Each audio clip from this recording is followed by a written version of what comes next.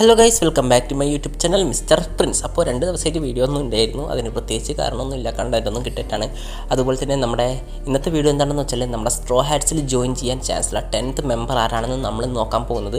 അതും നമ്മൾ ഇതുവരെ ഒരുപാട് വീഡിയോ അതിനെക്കുറിച്ച് ചെയ്തിട്ടുണ്ടെങ്കിലും ഇതിൽ ചേരാൻ ചാൻസുള്ള 2 പേരെക്കുറിച്ചാണ് നമ്മൾ ഇന്നത്തെ വീഡിയോയിൽ നോക്കുന്നത്. 2 പേരെന്ന് പറയാൻ കാരണം ഇവർ ജോയിൻ ചെയ്യാനാണ് ഏറ്റവും ചാൻസ് കൂടുതൽ. ഞാനിപ്പോൾ വൺ പീസ് ഒരു തവണ കൂടെ റീവാച്ച് ചെയ്തിട്ടുണ്ട്. എഗ് ഹെഡിൽ എത്തി നിൽക്കുകയാണ്. അപ്പോൾ നമ്മുടെ വൺ പീസ് റീവാച്ച് ചെയ്തപ്പോൾ എനിക്ക് തോന്നിയത് ഇവർ 2 പേരിൽ ആരെങ്കിലും ആയിരിക്കും നമ്മുടെ വൺ പീസിൽ 10th മെമ്പറായിട്ട് ജോയിൻ ചെയ്യാൻ പോകുന്നത്. ഇതിൽ നമ്മൾ ലോക്കിനെ ഉൾപ്പെടുത്തുന്നില്ല, കാരണം ഈ ആർക്ക് ഇതുവരെ കംപ്ലീറ്റ് ആയിട്ടില്ലല്ലോ. അതുകൊണ്ട് തന്നെ നമ്മൾ ലോക്കിനെ ഇതിൽ ഉൾപ്പെടുത്തുന്നില്ല. അപ്പോൾ ആ 2 മെമ്പേഴ്സ് ആരൊക്കെയാണെന്ന് നമുക്ക് നോക്കാം. അപ്പോൾ ഞാനധികം പറഞ്ഞു വെറുപ്പിക്കുന്നില്ല, നമുക്ക് നേരിട്ട് വീഡിയോയിലേക്ക് പോകാം. അപ്പോൾ ഒന്ന് മറ്റാരുമല്ല, നമ്മുടെ ആലബേസ്റ്റയിലെ ക്യൂനി വിവി. നമുക്കറിയാം നമ്മുടെ വിവിനെ ഓൾറെഡി പലരും ഒരു സ്ട്രോ ഹാറ്റ്സ് മെമ്പറായിട്ടാണ് കണക്ക് കൂട്ടിക്കൊണ്ടിരിക്കുന്നത്.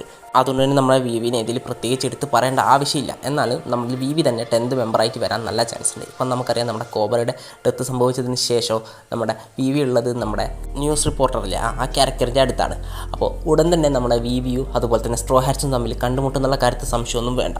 ഒരു പക്ഷേ നമ്മുടെ എൽബാഫിന് ശേഷം നമ്മുടെ വിവി ആയിട്ടുള്ളൊരു റീയൂണിയൻ നമുക്ക് കാണാൻ കഴിഞ്ഞേക്കും നമ്മുടെ സ്ട്രോ ഹാറ്റ്സിൻ്റെ. ഒരു പക്ഷേ അതിനിടയിൽ നമ്മുടെ വിവി ഒരു പക്ഷേ നമ്മുടെ സ്ട്രോ ഹാറ്റ്സിൻ്റെ കൂടെ ചേരാനും ചാൻസ് ഉണ്ട്.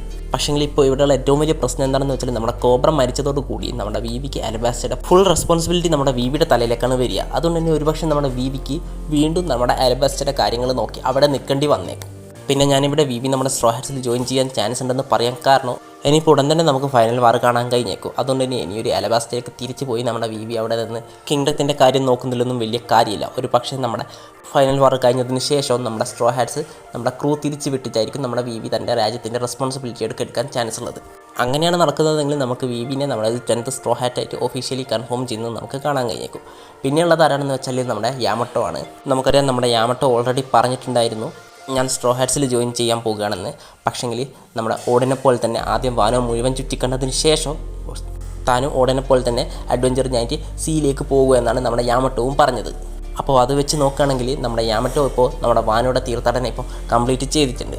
അപ്പോൾ അതിനുശേഷം ഒരു പക്ഷേ നമ്മുടെ യാമട്ടോ സ്ട്രോ ഹാറ്റ്സിൽ ജോയിൻ ചെയ്തേക്കാം.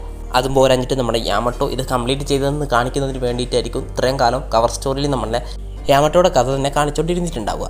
അപ്പോൾ ഇനിയിപ്പോൾ എന്തായാലും നമുക്ക് അധികമൊന്നും കാത്തിരിക്കേണ്ടി വരില്ല. നമ്മുടെ വൺ പീസ് ഇപ്പോൾ അവസാനിക്കാനായത് കൊണ്ട് തന്നെ നമ്മുടെ വൺ പീസിൽ ഉടൻ തന്നെ നമ്മുടെ സ്ട്രോ ഹാറ്റ്സിലേക്ക് 10th മെമ്പർ പെട്ടെന്ന് തന്നെ ജോയിൻ ചെയ്യുന്നതായിരിക്കും. അപ്പോൾ അതിന് നമുക്ക് അധികമൊന്നും കാത്തിരിക്കേണ്ടി വരില്ല. ഒരു പക്ഷേ എൽബാ ഫാക്കിൻ്റെ അവസാനത്തോടു കൂടി നമുക്കത് കാണാൻ കഴിഞ്ഞേക്കും.